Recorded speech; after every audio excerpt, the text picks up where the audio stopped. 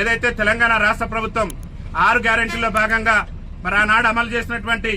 ఆర్టీసీలో మహిళలకు ఉచిత ప్రయాణం ఏదైతే ఉందో ఆ ఉచిత ప్రయాణం కారణంగా ఈ తెలంగాణ రాష్ట్రంలో ఉన్నటువంటి 30 లక్షల మంది వికలాంగులు ఆర్టీసీ బస్ ఎక్కాలంటేనే భయపడేటటువంటి పరిస్థితి ఈ రోజు దాపరించింది. ఇవాళ మహిళలు వచ్చి మాకు వికలాంగులకు ఉన్నటువంటి సీట్లలో కూడా ఆధిపత్యం చెలాయిస్తూ వికలాంగుల సీట్లలో కూడా వారు కూర్చోవడం వల్ల వికలాంగులు చాలా తీవ్రమైనటువంటి ఇబ్బందులు ఎదుర్కొనేటటువంటి పరిస్థితి ఉంది. కాబట్టి తెలంగాణ రాష్ట్ర ముఖ్యమంత్రి రేవంత్ రెడ్డి గారిని అదేవిధంగా తెలంగాణ రాష్ట్ర మంత్రి మరి పొన్నం ప్రభాకర్ గారు రవాణా శాఖ మంత్రికి ఉన్నారు కాబట్టి తక్షణమే బాధ్యత తీసుకొని వికలాంగులకు గతంలో ఉన్నటువంటి ఒక సీటుకు మరో 2 అదనపు సీట్లు కేటాయించి వికలాంగుల సీట్లలో వికలాంగులే కూర్చునే విధంగా రాష్ట్ర ప్రభుత్వం వెంటనే చర్యలు తీసుకోవాలని చెప్పేసి కూడా భారత వికలాంగుల హక్కుల పరిరక్షణ సమితి ఆధ్వర్యంలో ఈ రోజు వరంగల్ జిల్లా వర్ధనపేట ఆర్టీసీ బస్టాండ్ లో మేము చీరలు కట్టుకుని రాష్ట్ర ముఖ్యమంత్రి గారు కనువిప్పగలగాలి, వికలాంగుల పరిస్థితి ఆర్టీసీ బస్సులు ఎంత దయనీయంగా తయారైందనేది రాష్ట్ర ముఖ్యమంత్రి గారు కనువిప్పగలగాలని చెప్పేసి ఇలా చీరలు కట్టుకుని మా వికలాంగుల సమాజం ఇలా నిరసన వ్యక్తం చేస్తుంది. ఈ నిరసనతోనైనా రాష్ట్ర మంత్రి గారికి రాష్ట్ర ముఖ్యమంత్రి గారికి కనువిప్పగలిగి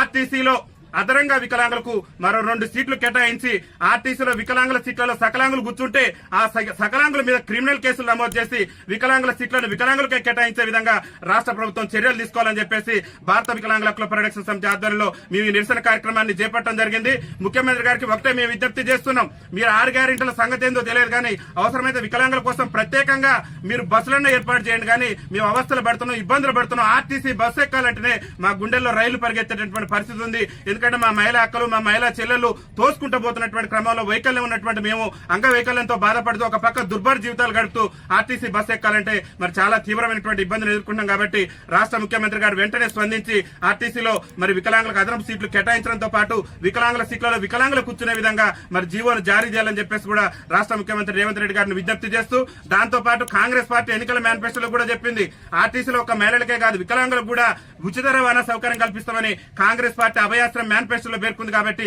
తక్షణమే ఆర్టీసీలో వికలాంగులకు 100% రాయితీతోని ఉచిత రవాణా సౌకర్యం కూడా కల్పించాలని చెప్పేసి కూడా భారత వికలాంగుల హక్కుల పరిరక్షణ సమితి తెలంగాణ రాష్ట్ర కమిటీ పక్షాన మీ విజ్ఞప్తి చేస్తూ ఈ రోజు ఈ నిరసన కార్యక్రమాన్ని చేపట్టడం జరిగిందని చెప్పేసి తెలియజేస్తూ వికలాంగుల ఐక్యత.